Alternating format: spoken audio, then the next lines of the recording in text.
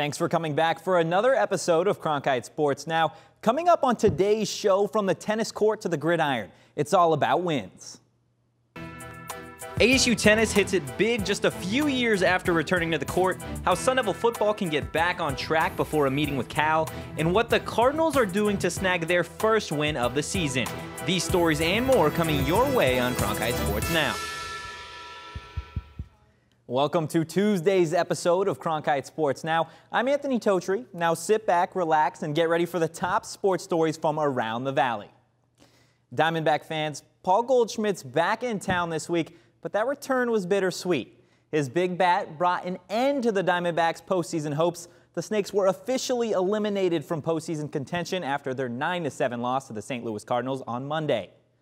The beloved Goldie stuffed the stat sheet with 2 hits and 3 runs, but it was his 2-run home run in the top of the third that was the highlight. Goldschmidt whacked his 100th home run at Chase Field, 389 feet, to give the Cardinals a 4-1 lead. The longtime, now former Diamondback is the first player to hit the century mark in home runs at Chase Field. So while Goldie put an end to his former team's playoff hopes Monday, his current team punched its postseason ticket on Sunday, and the Cardinals hope to get one step closer to locking up the Central Division title when they take on the Diamondbacks tonight. The Cards' magic number is 3. First pitch is at 6:40 p.m. local time. Now, while one season ends, another begins. The ASU men's tennis team was invited to participate in the Battle in the Bay Classic in San Francisco in just its 3rd season back after a 10-year hiatus. Our reporter Rob Warner was there and describes what being at the prestigious tournament means for the program. The Arizona State men's tennis program has been competing for only 2 years since being reinstated before the 2017-2018 season.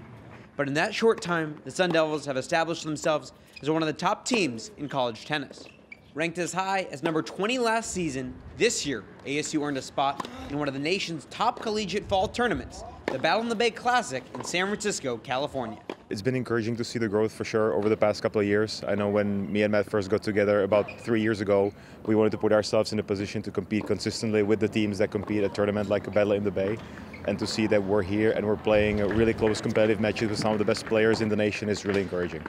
2 Sun Devils competed in the event, senior Nathan Ponwith and freshman Christian Larrabee. Neither made it past the quarterfinals, but Ponwith said competing against some of the nation's top talent showed him what ASU has to do to continue to improve. Tournaments like this just show you how many different schools have how many different players that all are good players, and coming here it helps you know what you need to do to be a top team. For Coach Cronkite, he noted that seeing Arizona State written on this banner next to other top programs adds further belief not just to the players but the coaching staff as well. When you know that if you do the best you can, that the guys really can compete with these guys, that the talent level is there, it makes me much more motivated, and it makes me really excited about the future. ASU is just right back in there, I think. They've always been a top program in my mind. When they stopped having their program, it was a big blow to college tennis, and I think it's just great that they're back. USC head coach Brett Macy said ASU's rapid rise goes beyond participation in the tournament. I think it's just showing when they're up there in the top 25, top 30 teams in the country, and again, only 2 years into the making, I think that's what it really shows. While being at the tournament with tennis elites is an important step for ASU, Cronkite believes the next step is working toward a Pac-12 championship. In San Francisco, Rob Warner, Cronkite News. The official college season doesn't begin until January, but ASU will play another fall tournament, this time in Malibu, California, at the Oracle ITA Masters. Now, keeping it here with ASU Athletics, think back to the start of last week. You were eating breakfast. The idea of a tornado touching down in Arizona sounded like something out of a movie. And Sun Devil football was the number 24 team in the country. And here we are a week later, no breakfast, a day after a tornado reportedly hit New River, and ASU football back to breaking maroon and gold hearts. I think both defenses showed up the second half, and it just became a battle of third downs, and we got off the field a couple times, and we had an opportunity to convert a couple. We didn't do it, and that's what the game became. All of a sudden, became this high-scoring affair in the first half, and then the second half is 10 points by both teams. We just were on the short side of it. This week, it doesn't get any easier for the Sun Devils as they take on the number 15 team in the country, the Cal Bears. It's a Cal team that took down then number 17 Washington a few weeks back and has scored at least 20 points in each game this season. It'll be a tall task for an ASU defense coming off its worst defensive performance statistically of the season. Now, speaking of poor performances, the Arizona Cardinals continue to shuffle the roster in an effort to kickstart the offense.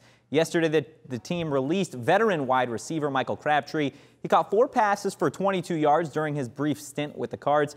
And while the team makes decisions in hopes of giving rookie Kyler Murray the best chance for success, head coach Cliff Kingsbury believes Murray can do a better job of playing situational football. We definitely played into their hands, being one-dimensional at that point, and they could pin their ears back. And there were times we've got to get the ball out and understand first and second down. We can't afford to take a sack on third down. If you're trying to make a play, that can be a different situation at times. But as an offense, we just have to do a better job there. Murray and company will get another opportunity to snag the first win of the season, but the Cards won't have it easy as they travel to Seattle to take on a 2-1 Seahawks team fresh off a competitive game against the Saints. We'll see if the third time is the charm for the Cardinals, or if come next Monday, we'll be talking about another loss for what was set to be a rather hopeful season for the Red Sea. Nearly 800 miles north of Seattle, the Coyotes continue their preseason against the Edmonton Oilers. The Yotes have won their last 2 preseason games by a combined score of 9-3 and are aiming to keep the strong offensive attack alive prior to the regular season opener on October 3rd. Puck drop tonight against the Oilers is at 6 p.m. Mountain Time. That does it for today's edition of Cronkite Sports Now. For Arizona sports stories from around the Valley, visit the Cronkite Sports tab on ArizonaSports.com. And as always, for top Arizona news stories, head over to our website at cronkitenews.azpbs.org. And be sure to tune in tonight at 5 p.m. on Arizona PBS for our nightly newscast. On behalf of the entire Cronkite Sports Now crew, thanks for joining us. We'll see you back here tomorrow, same time, same place.